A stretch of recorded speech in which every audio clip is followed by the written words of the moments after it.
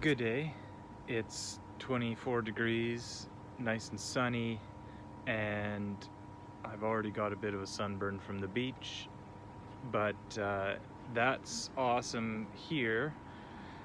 Back in Winnipeg, where I'm from, it's like minus 30, so definitely enjoying being here. If you haven't liked and subscribed to the channel, like the videos, do all that stuff.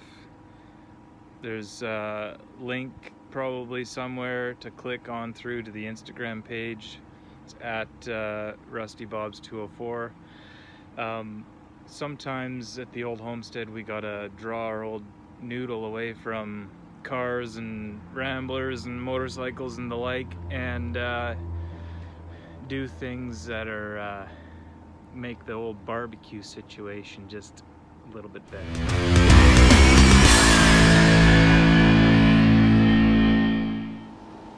So today, this barbecue was a disaster, and we've given it a little instant rebuild.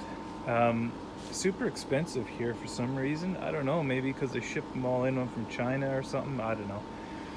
I picked up this barbecue about a year and a month ago for like 150 bucks. It was used. I knew it was kind of like a stopgap thing. It's not, super high quality. It's a Meteor. So I'm not sure if that's meaning that it's supposed to be like as hot as the surface of the sun or something like that. It definitely wasn't. It was pretty rough shape before. So I've done a little bit of work to it today because it was so bad. The flames were just coming straight up out of the rusted bit on the burner. So what I've done, I've given it a little rattle can resto, and then put in some new burners here. These Gasmate burners I got from the local hardware mart, and it was like 29 bucks for two. Stainless steel. I bought all 6, and then when I pulled out the grill, so in NZ here they like to do flat tops. They don't like the grills as much. Grills have kind of come in the last maybe 10 years, but so this barbecue had 2 grills, and then this side was covered with a flat top. And as you can see, these are the originals. They're fine. I didn't replace them, so I got 2 spares there, and when they go I can throw the other ones in. So I replaced on all these ones, and it was all just like rusted right out in here. So I had to put some plate in the bottom. And then this guy, this is factory, that little tube there. The other ones, they just fell off when I was cleaning it. I was giving her with the old wire brush, and they just popped right off of there. So I had some square tubing. I threw that in here. So what those do is this one has, the first one here has the starter. So that one gets going. When you crack this guy open, it fills that little tube with gas and lights that up. So it goes whoosh. And so this one lights that one, lights that one, lights that one. This one also has a starter, and it'll light this one, and and so forth. But generally I'm not using the flat top, I just use the grill side, so then I'll just go ahead and so I went and did that. Popped in 4 of these bad boys. Man, it was like a mission to clean it, and I didn't really go like all the way, like, because I'm just hoping to get another year out of this thing.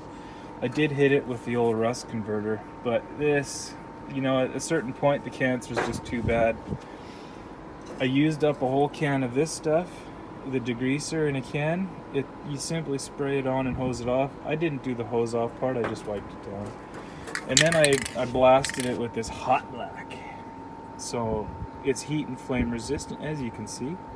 It's also resistant to abrasion. I don't know what help that's going to be on a barbecue, but 600 degrees C should be enough. Before, with the old burners, I could barely get it up to 400. So, and that's like Fahrenheit. So 600 degrees Celsius is going to be plenty strong enough. And I just went and like right on over all the rust converter, but I did do the sides, and then with the sides of the top I did those, so that was good. And then I took some old steel wool, the 0000 steel wool, and I just rubbed on that. Got a lot of the stains out. This was really bad. It kind of looked like that still looks. And that's how the top looked. So I just rubbed on that, and you know what? It works. It's gonna get me through another year. Might even get 2 years out of it. So I'm happy.